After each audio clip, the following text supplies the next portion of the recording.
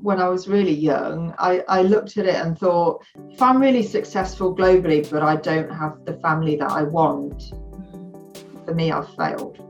Having a child and looking after someone so young with no instruction book, giving them your full heart and making the most of that opportunity, that is the most fantastic leadership breakthrough that you could ever have.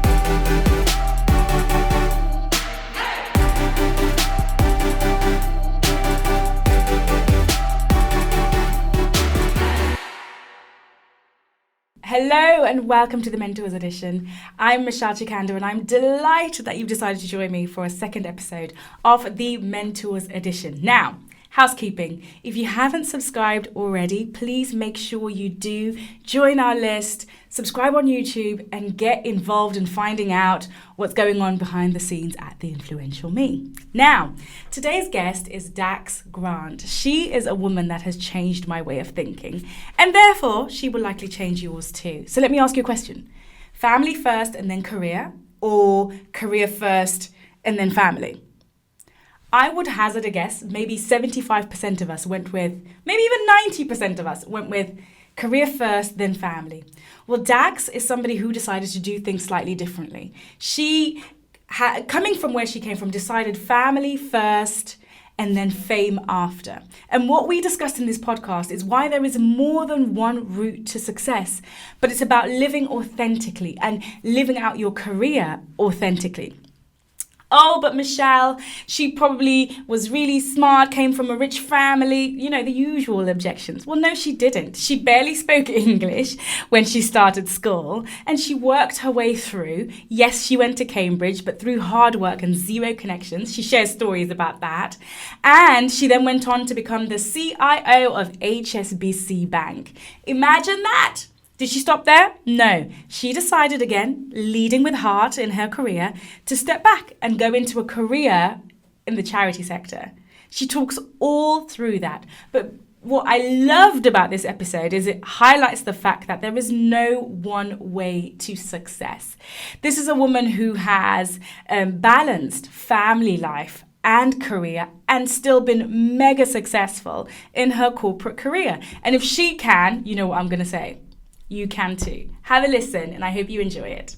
Dax, thank you so much for joining me. I'm really excited about this interview because when I first approached you, my instinct was you were going to be a machine, a robot, you know, a woman who's worked in financial services and, you know, the chief information officer. I was like, okay. And then what I got was something really different. And I'm sure the people that are listening are really curious to hear what you're all about. And how, you know, what you've done and what you've achieved can, you know, shed some light on how people can change their situations. So I'm going to dive right in because one of the first things you shared with me, because I asked you, you know, what's your background? Or, you know, I'm assuming you were publicly educated. You know, this is the common conception. So, you know, do share what is your background? Did you go to a public school? Because you went to Cambridge, etc. So you must have gone to a public school, right?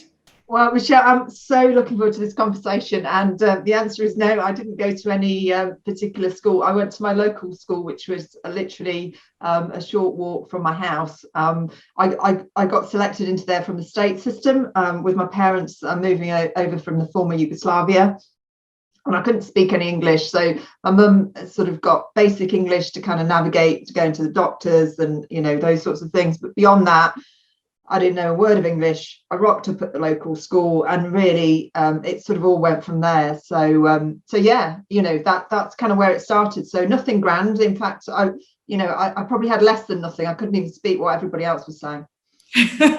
Okay, very interesting. But I mean, tell us a little bit more about you growing up. Were your family highly educated? You know, what were some of the influences from your parents? What's their story? Yeah, so it's a very touching story, particularly neither of my parents had a formal education at all. They both grew up in the former Yugoslavia, Bosnia as is.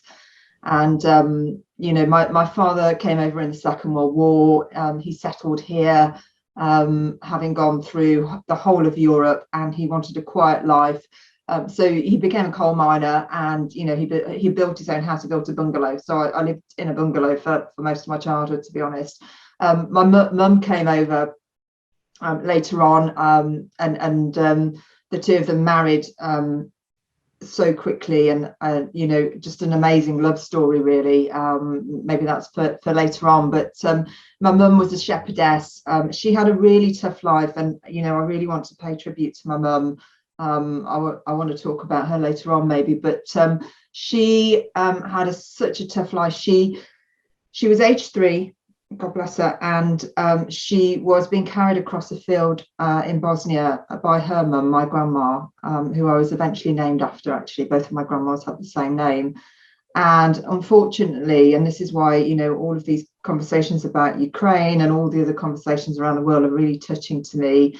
Unfortunately, someone was fighting in that area, and they shot my grandma across that field. So my mum, she never had a mum beyond the age of 3. She was clearly into her sort of broader family with her dad and my grandfather, but she had nothing much at all. It was a family farm. She stayed in school to the age of 8. And then really they needed her on the farm to be a shepherdess and to look after all the sheep and to provide food into the family home. So the decision was taken that she would leave school at the age of 8. I'm clearly very different in the sort of background of Bosnia to the UK, and she came from there, really. So yeah, a very, very different background, and maybe not what you would expect. No, not by any stretch of the imagination. So, growing up in such an environment where you really value a lot of things, and I guess you get a greater sense from a young age that the world is bigger than, your doorstep. And you go into this new learning environment, to school.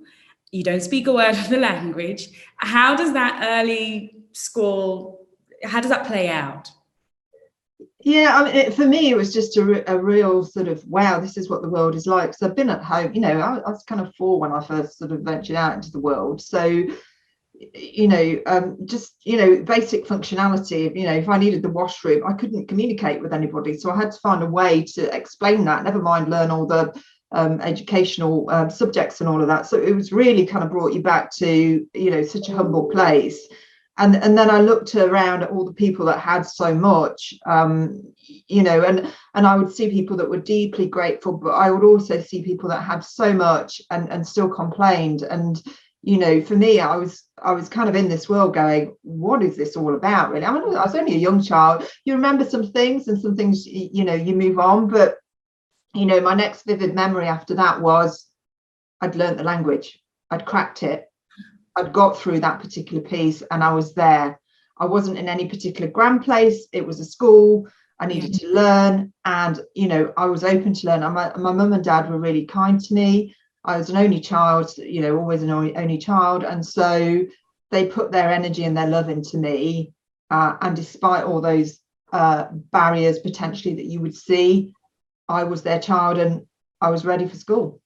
Wonderful. So you crack it, you crack the language, and you integrate, right?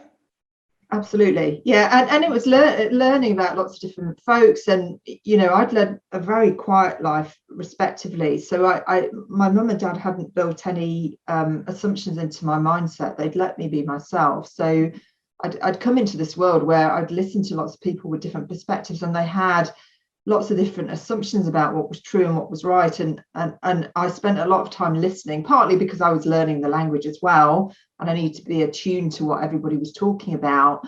But I really intently listened, and I was, wow, where is this all coming from? Where have people got these assumptions from? But it was the time for me to be the quiet child. Interesting. And were you popular at school? I had a close group of friends that were very, very good to me, and I kept my close friendships group very small. It was about building meaningful relationships, but I also had a lot of people that weren't very nice to me, and whatever age, people build in assumptions, and this is why I'm such a believer of a positive and abundance-based mindset and not limiting beliefs, because at that age, there were some children in the schools that were not very nice to me, and partly because my name didn't originate from the UK, I was seen as different. So immediately there was something there. And as a child, I'd kind of walked into this, and I'm a child, so I'm kind of thinking, why are people reacting like this? I've only just walked into the room, so what is that all about? So that was tough. I had a loving family, but it was really tough to understand why those children wouldn't be coming from a place of kindness, and I had to protect myself in terms of my own integrity and my own mindset, at the same time as being forgiving, because I'm kind of like, we've only just met, why would you call out what my name is or make me feel different? But equally, it took me to a very deep place very, very early on, because I wanted to understand what was happening and why that was happening, and what I could do to change it, actually. But it, at times it really did hurt. Yeah, I mean, I can imagine. And how, in our last conversation, you talked about exactly this challenging period in your life. But what did you pour your energy into? I found this extremely fascinating. In this context where, you're navigating, learning a new culture, a new way of being, and also the education system, like everybody else. And then you're also experiencing, negativity in the environment, which you're also trying to understand without judgment, which is very mature. So what did you do? What did you pour your energy into at school, and how did that play out? Yeah, I don't know if I ever felt mature or not mature at the time. I was absorbing it all and taking it all in. And, it made me very, very focused on my immediate friendships. So again, a very, very small, deep friendship group, and people that cared about me and my immediate family. That was very important. I also, because of that, had an internal voice. And the internal voice said to me, I know it's really hard, but you're going to do something really special in the world. And I heard that voice, and I heard that voice lots of times, particularly when it was tough. And I kept with it, and I was kind of like, I kind of believe in that voice, but being from the place that I'm in at the moment, I don't know what the path is at that particular. I was like 4 or 5, those sorts of ages, and you hear that and you kind of go on from there. The other side of it was then, I was bullied a lot because of, being perceived as from Bosnia and different, and, my name was different. And so I had a set of folks in my life that were just not very nice.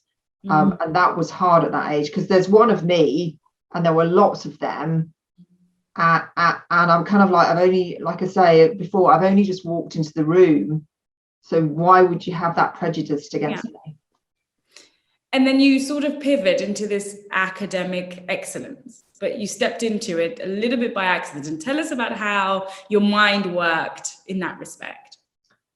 Well, again, my mum and dad come from a work ethic. So, being sort of on the farm and all of those things. And I was focused on all my subjects. My message from my mum and dad was, you do your thing, you work on, and you cracking on. And so, I'd go to all the lessons and I'd listen to all the subjects. And so I was like, well, whatever else is happening, there's some people that aren't being very nice to me, but I need to go and do my homework.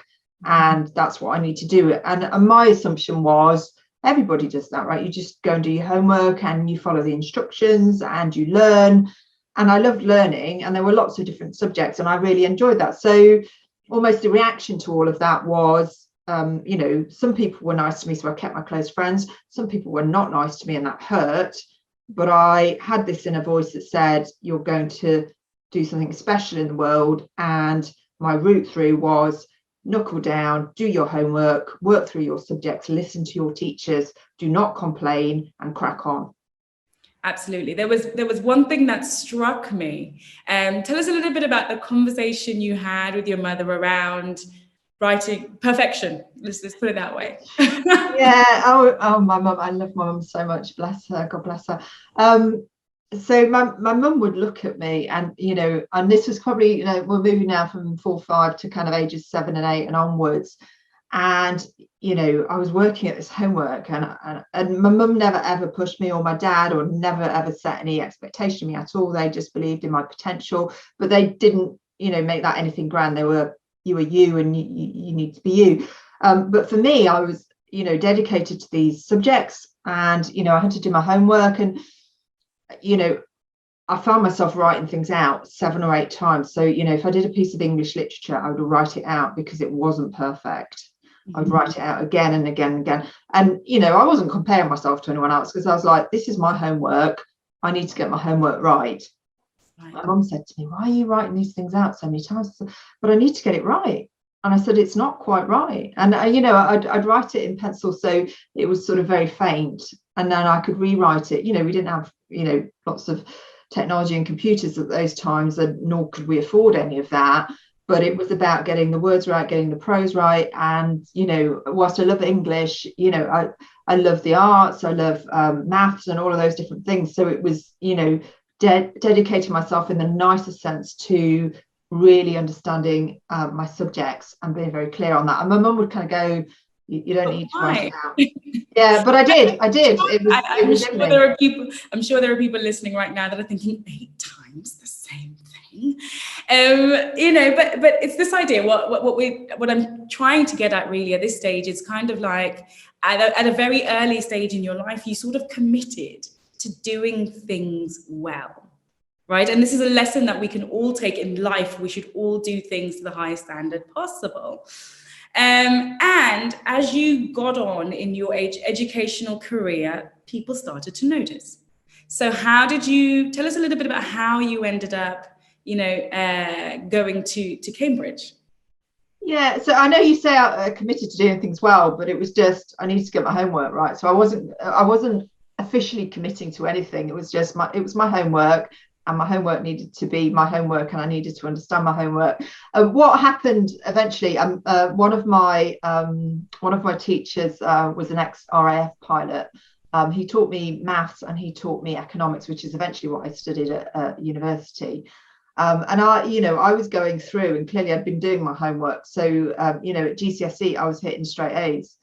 But I didn't know that, so I wasn't looking at anyone else's homework, and I just thought everybody was doing well. I wasn't comparing myself to anybody, but I remember innately sitting in this classroom, and I remember my maths / economics teacher eventually at A level coming to me and saying, you're getting straight A's, you're actually pretty good. And I was kind of like, yeah, I didn't really know what that meant. I was kind of, well, I'm doing my homework, and it needs to be good, and I've got a work ethic, so that's what I do. But because it was across the board, across arts and sciences and all the different sort of areas, we kind of talked about that broad set. But we also then, he said to me, well, have you considered going to Oxbridge, Cambridge? I went to Cambridge. He went to King's, which is actually where John Maynard Keynes studied. He's one of the major economists that I eventually learned a lot about him and Milton Friedman. But I sort of I looked at it. I thought, well, looks interesting. I don't know if I want to go to King's though. I was looking for something a little bit less grand. Yeah, so I started to explore, and I thought, actually I'm quite interested in this Cambridge place. It looks really interesting. I don't think I'm going to go to a grand place, but I identified Queen's as my college, partly because it was a lot more family orientated in its collegiate values, and it was kind of smaller and low key, but it still had the impact and the gravitas of Cambridge. And that was it then. I'd set my mind on it. I'd gone home to my dad, and I'd explained to my dad, because Dad didn't know what Cambridge was. So I kind of said, well, I'd really like to go to this Cambridge place, Dad. And he was like, yeah, but that's a long way away. And we're in Nottingham, and Nottingham is a good university. And it was. And I did apply to Nottingham as well, by the way. Why don't you stay in Nottingham and stay at home? I kind of said, well, yeah, Dad, I'm happy to. And I'll apply to Nottingham, but I might just like to explore this Cambridge place. I mean, it's a moonshot. Am I going to get into Cambridge, from where I am? But I was kind of, the path was there. I was just, Cambridge was in sights. I love that. And so you've got your target. Everything else around you now is just noise. Tell me, there was also something else that you did that I found really interesting at this point. Tell us a little bit about the mission statement that you wrote when you were at this stage in your life, and what that said. Yeah, I mean, this was interesting. So this was a little bit of fun. So I'd stayed on at the local school and I'd stayed on into sixth form. And then, whether you're kind of in the local school or like a senior exec, everyone kind of goes, well, you should really focus on your mission statement. And, some people take that quite seriously. And some people are like, well, do I really want to do this or not? I don't know. But for me, I quite enjoyed it. I mean, I didn't spend a lot of time on it, probably about 20 minutes, half an hour. But this statement came out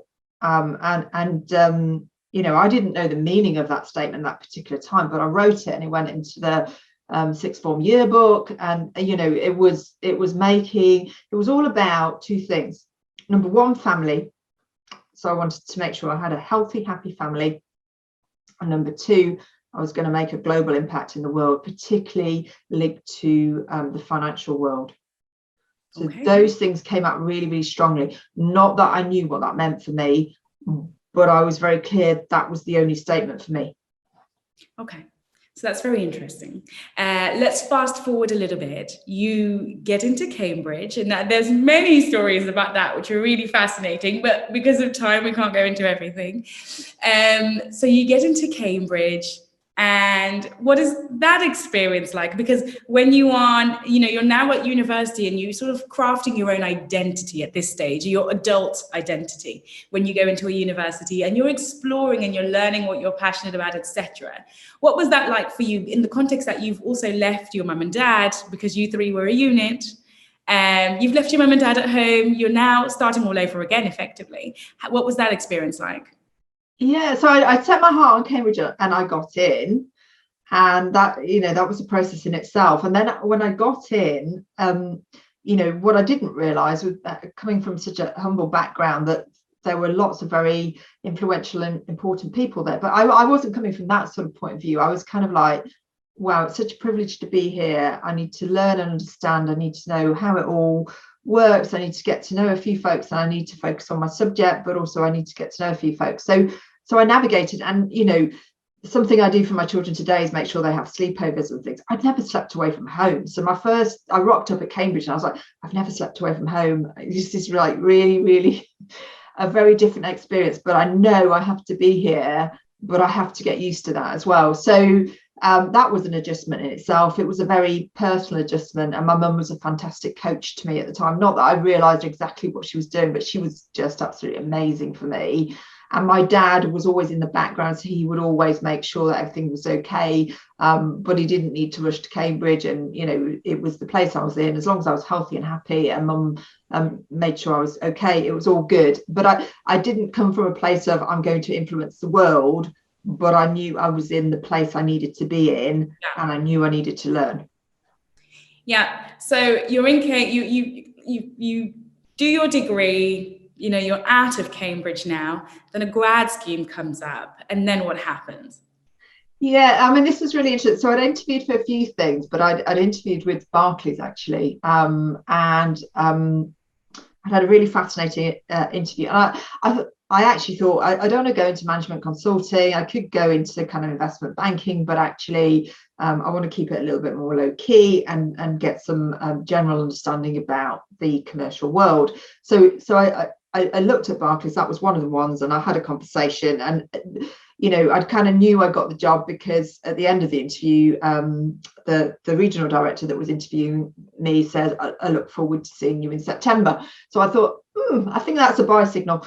And then there were two programs. So there was UKMP, which was a local UK program with a regional focus, and there was MDP, which is a global program. So I took the local program. Which shocked me, because I'm looking at your background. You've written in your financial statement that you want to have a global impact. Your family also has, is roots outside of the country. So I'm thinking there's so many things about this woman that is international. So obviously she's going to go for the global route, and you don't. Why? Because I'd come from that humble background, and I wanted to keep something local. I love my family, and it was a family first approach. So not that I knew that at the time, I talked about family a lot, and I wanted to make sure that I settled with my family and had my children and all of those sorts of things. So that was very much on my mind, and that was kind of the, children, it's very important. And it's also important that, you know, before you go and have a global impact, that you have your family and do that in a very protected way. And you know, I didn't want my children to be part of some glitzy world. It was all about local. I needed to learn, and I needed to be respectful that I'd come out of university, but I didn't know the commercial world, so I needed to be a lifelong student. And that's why I chose UKMP. I got a lot of questions to say, why don't you move on to MDP, the global program? But I said no, and I went back home, went to Nottingham, bought a local house, and I was yards away from mum and dad. This is very interesting, because I think for another generation, it's certainly my generation is a generation that's coming after, there is a mindset of, you know, career first, success first, and then you have your family. For you, you took a different route. You said, my priority is my family first. What sort of gave you I mean, why would you do that? What was going on in your world? Because for me, it's like, there's probably a lot of people thinking, but didn't you make your life harder by then, you know, navigating children and work together? Wouldn't have been better to have, you know, to do it career then family? Yeah, I mean, I guess I kind of, in all that time when I was really young, I looked at it and thought, if I'm really successful globally, but I don't have the family that I want, for me, I've failed. So you stuck by your metric for success. I think this is very important, because I think a lot of times as women, we take on the idea of success that is given to us. But you said, this is my version of success. And yes, my version of success has both, but in this order. Yes, and that was the thing. And you know, I'd gone through a process where, you know, I was suggested to go into arranged marriages and all the rest of it because of my cultural background, which I pushed back against. I didn't realize how strong my pushback would be, but it was very firm. I couldn't go into a relationship with someone coming to me for an arranged marriage. It needed to be a relationship about love. And I was very clear on that. And I had to push back to my parents, particularly my mum, quite strongly. Which, you know, I didn't realize the impact of that, but it was quite profound, because it shifted everything. And I did that. And, you know, what I would say is, you know, at that stage, because I'd had a childhood where I was focused, you know, quite quietly, despite all the all the different notifications in the external world, and, you know, different people come into my life, both, you know, with a good vibe and a kind of a, you know, a vibe where they wanted to bully. And I was kind of like putting that aside, and don't get me wrong, that brought quite a lot of tears, but putting that aside, I needed to be clear on what I was wanting in my life. And for me, it was about family. And I want to reiterate, because I know this is a piece, and we'll work on this, because, you know, this is all about other women influencing in their lives. That doesn't mean to say you need to have a family, you need to have children to be the influential me. What it 100%. Meant for me is, I want to have both, and I will build for both. And that was clear in my mindset. So it's about understanding who you are early on and what you want. And for me, it was both. But I was also very aware, you know, I wasn't into very glitzy magazines or anything. But when I looked into the world of Hollywood, you know, or I read some of the girly magazines, it was like, you know, the families of all these famous people, you know, they needed protecting, the children needed protecting, and my children, you know, would grow up in a safe world where they didn't have Hollywood glitz. Not that I knew that in that particular way at that time, but looking back on it now, that's what it meant. Amazing. So you've got your values certainly set firmly in place. I love this idea of building for both. You've got your target, you know, you have your family. You're very young, actually, which is something we need to point out to everybody. You got married when you were 23 or something like that?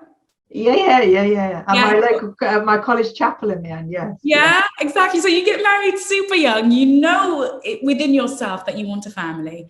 And then you now are like, okay, how do I make this work for me? And this is something that we talk about all the time in corporate circles amongst women. It's making your life work. And what I loved about your story is, you know exactly what you want from the beginning, which is these two worlds that you have to work together. The family world and your career. So you're a young mum, you're in work, how did you navigate this idea of, and you're building for both. How did you navigate this idea that, Dax, we're working on this huge project. You're going to have to sleep at work today, and they never say it like that. They're just, oh, this might need a little bit of attention, but you know what I mean? So, how did you navigate that? You've got a young family and you've got priorities at home, and you are obviously, still moving forward in your career. How did you juggle both, especially when your children were younger? Yeah, I mean, there's a bit more to it than that, because when I was really young, I was very attuned and very sensitive and very much an empath, and because of that, I would pass out at the sight of blood, literally. Okay. So at the age of 7, I remember being on the high street with mum. I tripped and I grazed my knee, and I was literally going to black out, because that's how I felt. So having a family to me meant getting past all of those fears, but I knew I was going to have a family, and that was really sort of the key. So it was kind of working through a lot of those things, but I was focused on what I was about, and what was there, and I was going to work a way out through it. I'd had a conversation with my husband. We sat in a pub called the Man in Space, actually, and we were playing pool, and we were talking about, wouldn't it be nice if we had one boy, one girl? Well, we did have one boy, one girl, and we actually only had 2 names, one boy girl, and one boy name, and one girl name.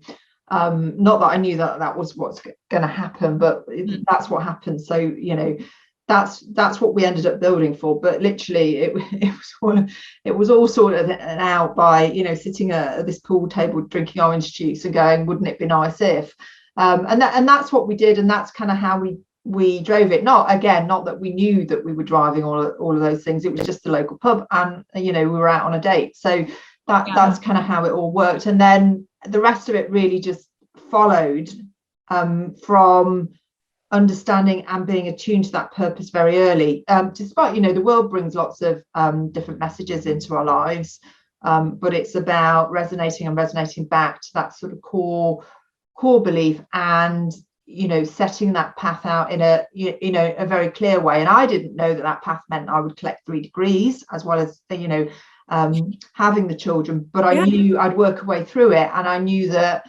as a mum I would work out what that meant. And for me, that meant I didn't want a nanny. I didn't want anyone to replace me fully, but I did want my children to go to nursery and to schools early on, so they would build up that social impact and that social understanding early on, and they were comfortable with that. And I was very overt about making sure they each had sleepovers early on, and built up that social resilience and that societal resilience, and the ability to move anywhere into any space at any time. So I was very overt about that.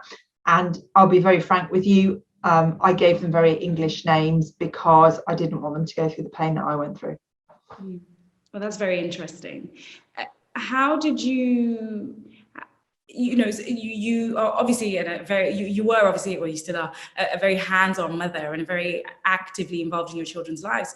But on the work side of things, how did you ensure that your bosses still had trust in you, still had faith in your ability to do your job? How did you build allies at work that would allow you to be so actively involved at home?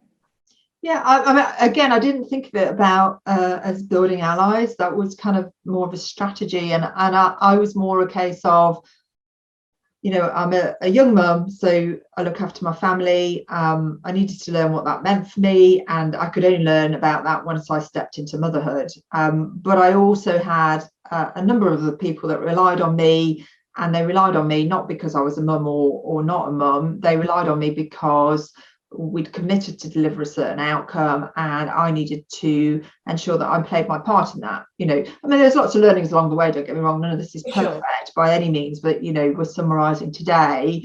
But it was about understanding what my other stakeholders in my life, I call them stakeholders, but the people in my life, but formally they were my stakeholders in terms of my work relationships. I needed to understand what they wanted from me, and I gave them as much as I could possibly of what they wanted.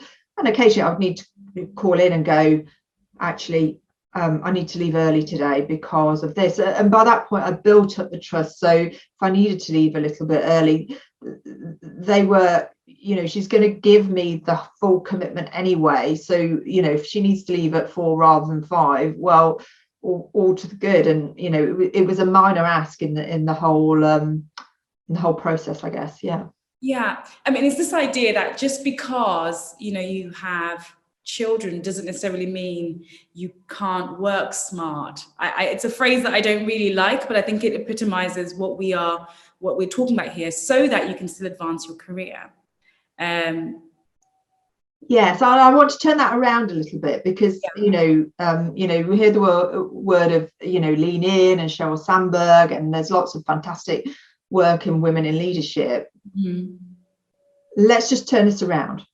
Having a child and looking after someone so young with no instruction book, giving them your full heart and making the most of that opportunity, that is the most fantastic leadership breakthrough that you could ever have. I mean, let's not go on like MBA courses. Let's just focus on parenting and in a really kind way. And then you take away the formality, because, we all have an inner child, whether that's a physical child or, mentally, we all have that child with us all the time. We're all always going to be a child of our parents, and unlocking and accessing that is the most fantastic leadership opportunity ever. And I was with a group yesterday, actually, just talking about that. And, let's just do a full reset on this expectation set.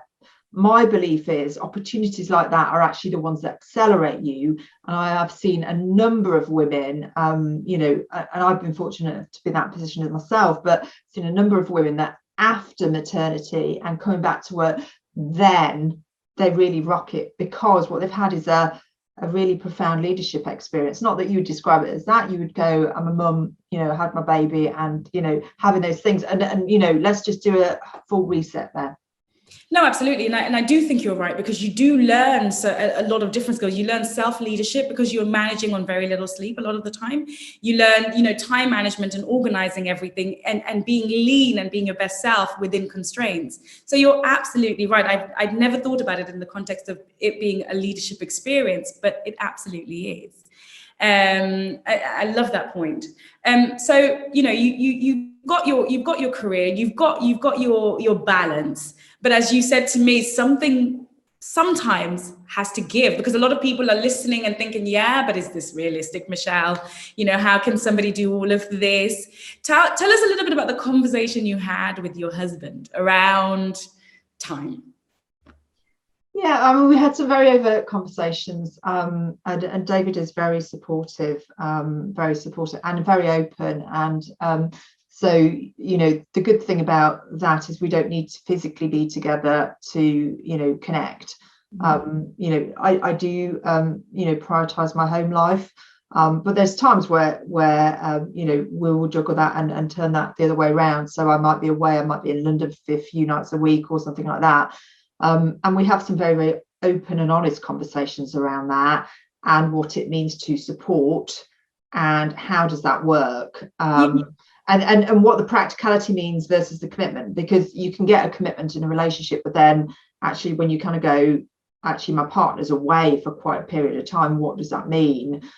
Then you have to have another conversation, even if you've committed to go down that route. So some very honest and frank conversations, and very good actually in terms of that. Yeah, but you have bumps along the road. I'm not going to pretend my life isn't perfect. Nobody's life is. Absolutely. But we can be very frank about it.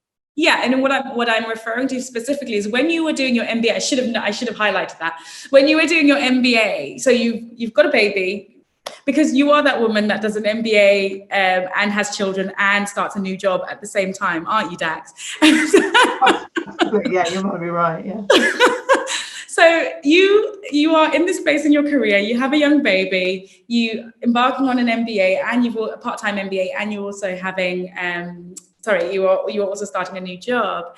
Tell me about the conversation, because like you said, communication plays a key part in terms of managing both your home life and your work life. Tell me about the conversation you had with your husband around time in this specific time period in your relationship. Yeah, David's quite used to me, as many other folks are getting used to me. But we not that we formally called it that, but we did have a build for both conversation, which was, the vision was let's build for both, but the reality was actually going to be away for a period, and there's a family there, and I love my children, and for me it was about creating that connection with my children no matter where I am. But it meant a shift as well in terms of then, all that's around that you need as a support, whether you're a man or a woman or whatever part of that relationship you're in. And really having those honest conversations. But something had to drop, right? So, I'd taken on all these different things. There was no question. I said, look, if we're not going to do it, we're not going to do it, quite frankly. So let's just have that frank chat. But it was always going to happen, right? But I said, if we just want to forget about it, and I can sit in front of the telly, then we can do that instead. But it was never going to be that. So anyway, yeah, I mean, it happens, and then you have to go through it. And the very conscious decision that I made was that I had to spend less time with my friends during that period, because something had to give. So I knew there was going to be a period where I needed to devote less time to my extended friendship group in order to crack the immediate set of things. And it was hard, don't get me wrong, and there were lots of very tough conversations at different times in life.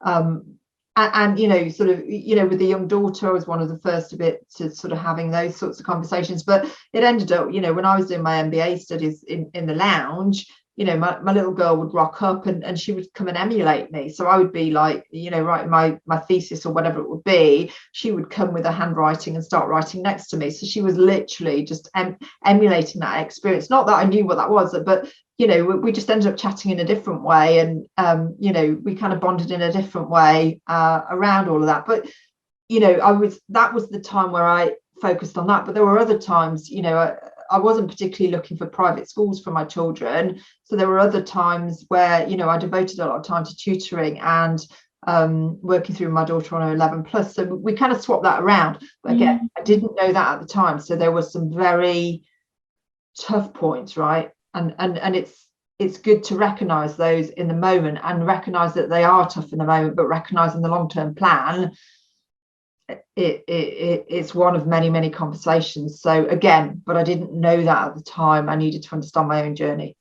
Yeah, I mean, I love the story about your daughter sort of emulating you with a pen and paper, sitting how you're sitting, and doing all these things. But it's this idea that you are, again, saying my priority is my family, so I'm going to find a way to blend them. Not, I've got to study, my daughter's got to go in another room, and I understand that that's the reality for some people. But my point here is you found a way that was unique to you and your family to make both your ambitions work. And I think sometimes as people, we can feel limited. We've got to choose. And what your story shows us is that not necessarily, sometimes you can build for both. Sometimes you can find a way and communicate with your stakeholders, as you call them, communicate with your stakeholders in such a way that you can have that which you want in a way that ultimately serves you. I want to go into one last portion, just aware of time. And this is around, you've been very successful in business, in spite of, I say in spite of, as well as everything else with your family, right? You hit this part of your career where you're like, I've worked for some prolific, high-profile financial services businesses, but now it's time for me to do something different. Talk to us a little bit about that move that you made. Where did you go and why? Yeah, what I realised in myself is, whilst I was in this, highly commercial financial services world, at heart, I'm a huge philanthropist. Mm-hmm. And so I needed to understand what that was about, and sort of explore that journey. It was actually my son who triggered something. And, I'd worked with Visa and, worked in San Francisco, but I didn't want to move to San Fran. And so, when there was kind of a, what do we do here? I was kind of like, I still want to stay local, actually. And Christopher came to me and come from home from school, and he said, Mum, just a question for you. You've been at school, and what are we doing to help the homeless? And I was kind of like, yes, I mean, don't get me wrong, you were like, I paid my taxes. A little bit, and this young man had come to me, and I thought, oh, it was a very good cue from you. We donated, pound for pound and all the rest of it. But I was kind of sitting there going, I'm not really sure I'm pulling my weight. Yeah, you just have a way of, reflecting a mirror onto you. A little bit. So I didn't necessarily go directly to help the homeless, although we did donate an extra amount of funds due to Christmas. A very, very acute question. But I went to work for Macmillan Cancer Support, and what I love about Macmillan is it's all about the cause. So this is all about leadership, motivation, but for a very, very different impact. And I love the story about Macmillan nurses and what we were able to do and create there. But I was coming from a operations and technology space. I'd come in as a director and sort of managing all of that, but it was for a purpose. And then that led to lots of other things, such as setting up the foundation and all sorts of things like that. But that was very key. And I'd start to explore different charitable interests. Recently I've just become an ambassador for Action for Sport, and sitting on the board of Mission Beyond, which is all about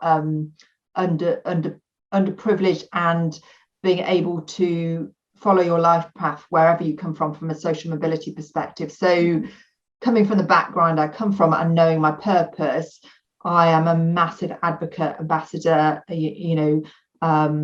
for all of those causes, and they all come through the foundation or through some of the ambassador and board memberships that I sit on. Literally, that is very, very important, and it will always be there in parallel with all the work that I'm doing within financial services, the FTSE Fortune companies, and a lot of work now with venture capitalist firms and the fintech space.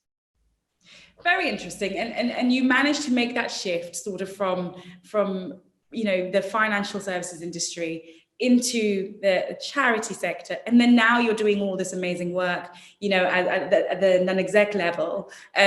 Talk to me about change. You go into this environment. Let's maybe get specific and talk about the Macmillan environment. You are in their minds, financial services exec, computer basically, and you come into their environment where you welcomed. How was that experience? How did you navigate that? Yeah, so from my point of view, I'm coming in as Dax, but nobody knows me at Macmillan particularly. From everybody else's point of view, Dax is coming in, so we're going to check out, her LinkedIn. So from their point of view, they've read that I'm a commercial banker, and therefore, what am I going to do in the charity, right? So a lot of my initial conversations were around just the reset of Dax for Dax and why I have come in. And I haven't come in to slash and burn, right? I've come in to build and grow, right size, make sure everything's all to the good, and make sure everything is centered around the mission. But that took some conversations, and the learning for me at that time was, although I was coming from that very purist view, again, other people's expectations, assumptions of who I am, what I am, I had to spend quite a bit of time just managing that back into, that's not who I am, that's what you've read on my LinkedIn. If you want to know me, call me, speak to me, I'll always make time for you. And so I remember my first all staff, and then some conversations afterwards with the leadership team and everybody. And I talked a lot about values, and I've said this before in a couple of conversations, but the notes I was expecting to get back were, Dax, actually with the leadership team, these are kind of the 10 areas that you need to action as a leadership team for us to feel good as a group and feel that we're going to hit things in the organization. And Macmillan's fantastic, but my particular team that I'd inherited were at a bit of a low in terms of their morale. So I was picking all of that up at the same time, as well as working out, I'm kind of in this space where I'm here to help, and you're in this space where you think I'm this commercial banker, and I'm a bit of both, but I'm here to help, but I always get value-based results, and it was about blending that and really understanding that. And literally I got this note into my inbox which said, Dax, thank you so much for talking about the things that you've talked about and your journey and all of these things, and just let us know what you need us to do. We would walk through walls for you. At which point I just sat back and just read this note and thought, wow, these folks are amazing. And, you know, I stayed there for a tenure because it was right to stay for a tenure, but it was also right to hand it on. But we made a significant shift as a team, and you know there are many folks in that team that I do, you know, keep in touch with either directly or indirectly, and you know I'll always look out for them. Amazing group of folks. Wow. I mean, I think that's a really powerful story. And I mean, I love the fact that, you know, you use this idea of listening. This is the common thread here, the listening, being an empath, and really understanding that you are just working with people. You stepped in an environment where people had not so positive thoughts about you, and you managed to turn it around simply by being present to their concerns and also not being unwavering about who you are. And I think that is a great lesson for all of us. On that note, I'm just aware of time, so I'm just going to give you 2 minutes just to share, you know, some advice that you think could be helpful for those people that are coming up as somebody who has achieved so much on both sides, you know, so your successful family life and also in business. What would you like to share with others? So, Michelle, first is first, I want to thank you for inviting me to speak today. And I love the work that you're progressing with the Influential Me. And the reason I am sharing what I'm sharing today is because it's important to share in order to enable other women, and not necessarily women, but actually, you know, everybody around the world to really find the influential me in themselves and understand what that means.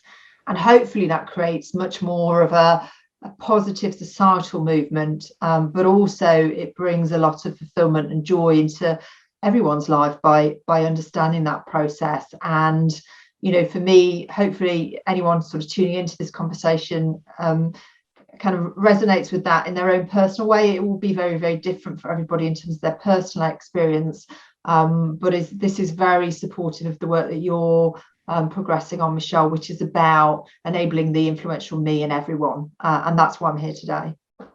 Super. Thank you, Dax. That's been really, really helpful. And I'm sure a lot of people can learn things from your story. I certainly was inspired by hearing everything that you've managed to achieve. But not only that, how you managed to do it. I said this to you in our last conversation, with a relative ease, you know, in terms of your mindset. Of course, the situations weren't always easy, but because you had made a commitment to yourselves about the things that you wanted and went for it, you were able to sort of integrate it into your system. And that's a really inspirational way of looking at working life as a woman. So thank you for that. And yes, hopefully we will see you again soon at another stage. Thank you so much, Michelle. Again, I'm hugely supportive of your work and a huge advocate. Thank you.